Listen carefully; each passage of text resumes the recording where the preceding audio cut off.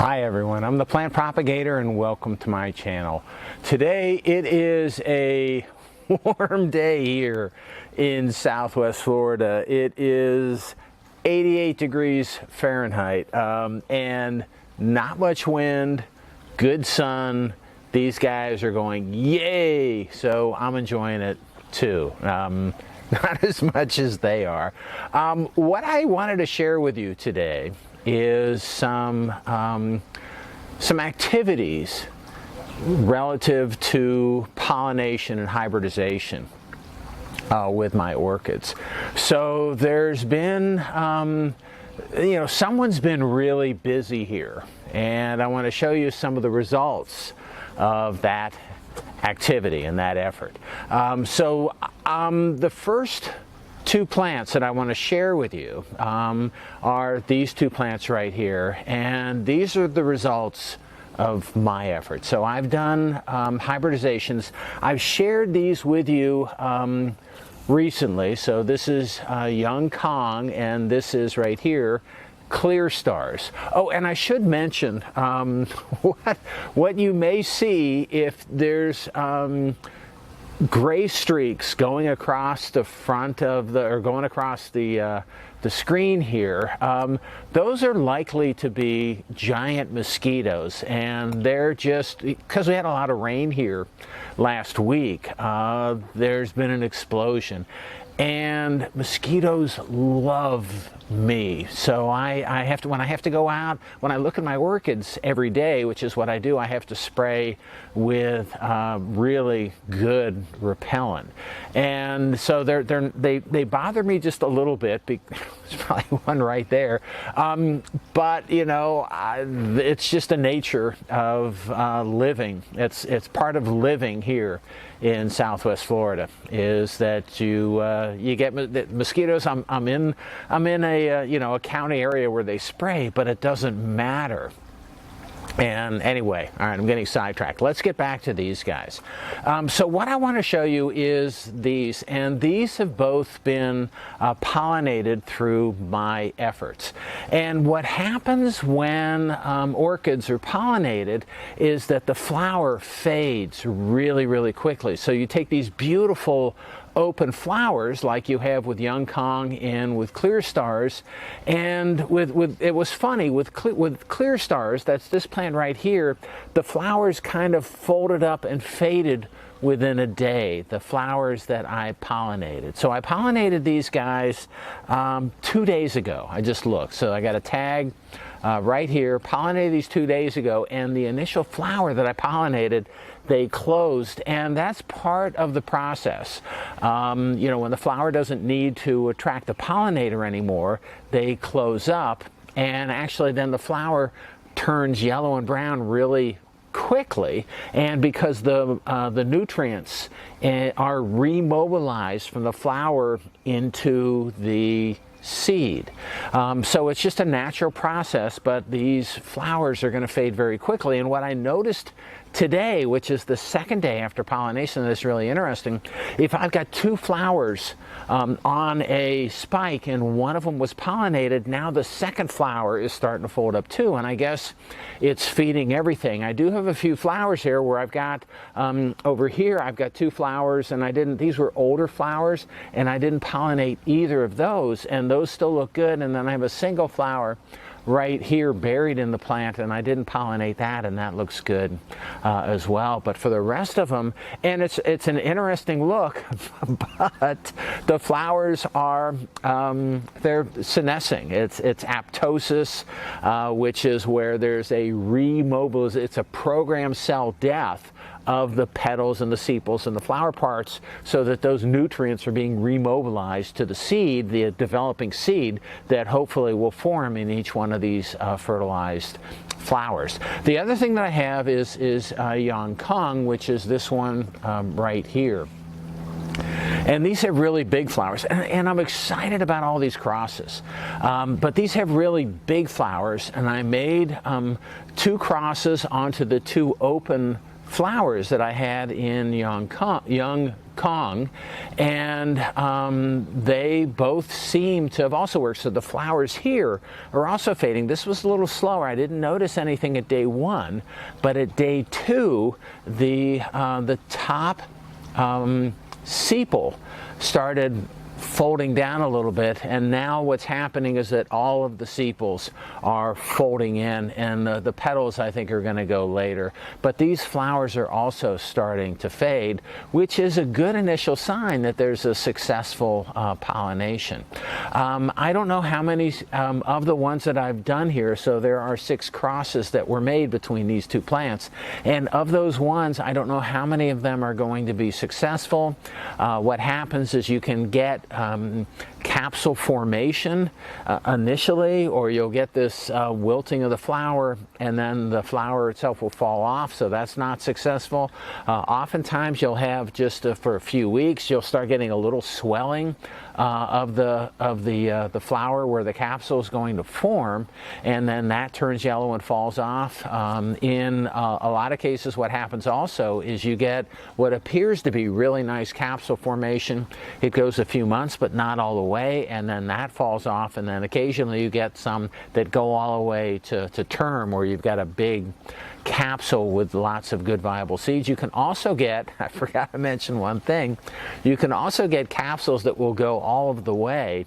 See, everything seems to be perfect, and then you open them up and there's either no seed or very, very few seed.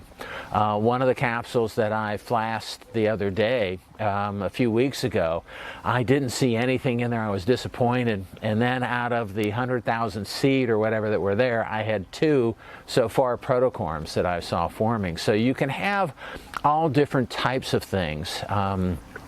And if you try crosses, unusual crosses, a wide hybrid, you're going to get that to occur. So that's not unusual. And after you get good at it, you know which parents are more compatible. But I still like doing these wide crosses, and because I have so many seedlings, I've got too much to handle right now. It's disappointing when I don't get anything. What's nice is when I get maybe a few hundred seed, because that's plenty. A viable seed, because that's plenty for me. But you get a whole range of things when you try to do pollination of these plants, or the flowers on these plants. The other thing that I wanted to share with you, and what a lot of people do, is they like doing species crosses. And the species crosses, those tend to be a little bit more successful. So if you have a Cattleyas, Ludemaniana with a Cattleyas intermediate that I have over there, those are 2 different species. So an interspecific cross between 2 species, those tend to get really good seed formation and capsule formation. But I tend to stay away from those types of crosses because I like doing wider things or different things, and that's just what I enjoy doing. I don't get a whole lot of seedlings in many of these cases, but for me that's okay. The other thing that I want to share with you, and what I'm as excited about, what I also have questions about, are with this plant right here. So this, and I've shared this with you a few times, and I actually had a video just on insects that were flying around this plant. So this is an Encyclia tampensis. This is a plant that I grew from seed. It is, it's not a monster, but it's pretty big still. And I was out here one day and made a video on this where there were just all these, there were bees, there were butterflies, there were moths, there were flies. Everything was flying around this thing. More recently, what I've seen around here, because I've got the palm trees that are the flowering in the palm tree above me, is that there's honeybees that are being drawn into my orchid growing space. Just not even orchid bees, but honeybees, and I see them on this plant. So I don't know what pollinated this, but what I have and what I've seen on this and what I'm really excited about, this one, but in addition to this one, I've got a tampensis here, I've got a tampensis here, I've got one on the fence, I've got a few more in the pergola. So I've got a lot of Encyclia tampensis, and what I'm seeing is just a ton of capsules that are starting to form. So if you look at this, what you can see is, again, the flower collapses. The area behind the flower, which will form the capsule, is swelling just a little bit, and it's bright green. So to take a, I'm gonna be quiet, and we can take a look at this, and I want you to see, recognize what the capsule looks like, and then see if you can find them, even though I'm not highlighting them.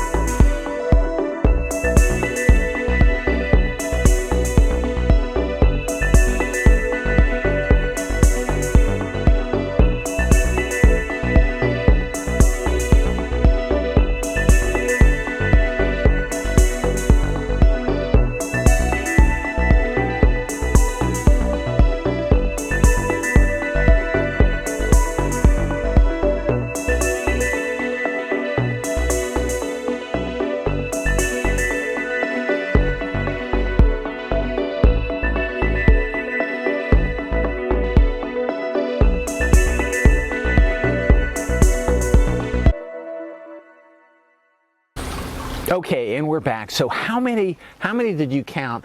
On this plant originally, I think I counted about 30 flower spikes. And some of these spikes, if I just pull this one down, this flower spike has three capsules forming on it. This one right here has 4.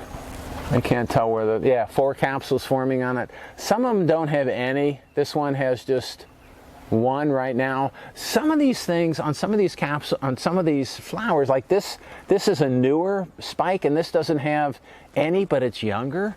So I'm thinking there's a lot of capsules that are forming on this plant. I've got this board-mounted Encyclia that's right here that you might not be able to see. So on this whole plant, I've got 1, 2, 3, 4.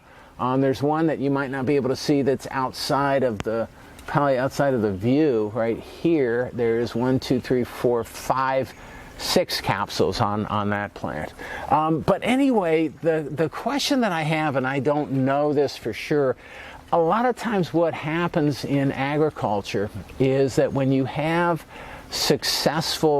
over-successful fertilization, there is, and I think this is done in the fruit industry. If you have too many fruits that are on the tree, it's going to be harmful on the tree. It's going to lower the productivity of the tree for that year, and then the following year, the fruits themselves, or the capsules in this case, are going to be smaller. So I don't know if I should cut off, because I would just guess there's probably 50 capsules that are forming on this single plant that's in a 4-inch pot, and that might be a little bit too much. So I think probably what I'm going to end up doing is removing that. If you have any ideas on if I should do this or not, just kind of let me know.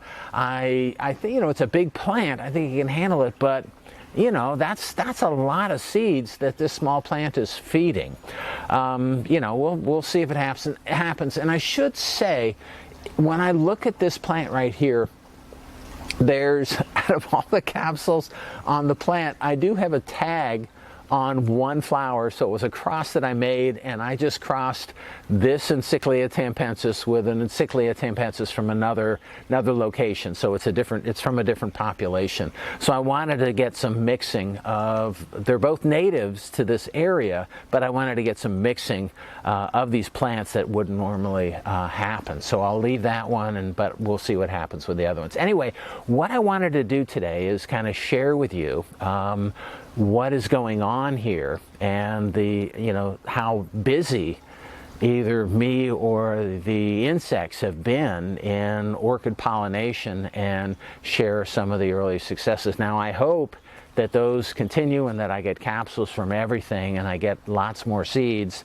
because I'm the propagator and that's what I like to do. But we'll just have to see how it goes. All right, that's all I have for today. I hope you enjoyed my video. If you did and you want to keep on seeing them, it would help me out if you can click on like, share, and subscribe to my channel if you're not already a subscriber.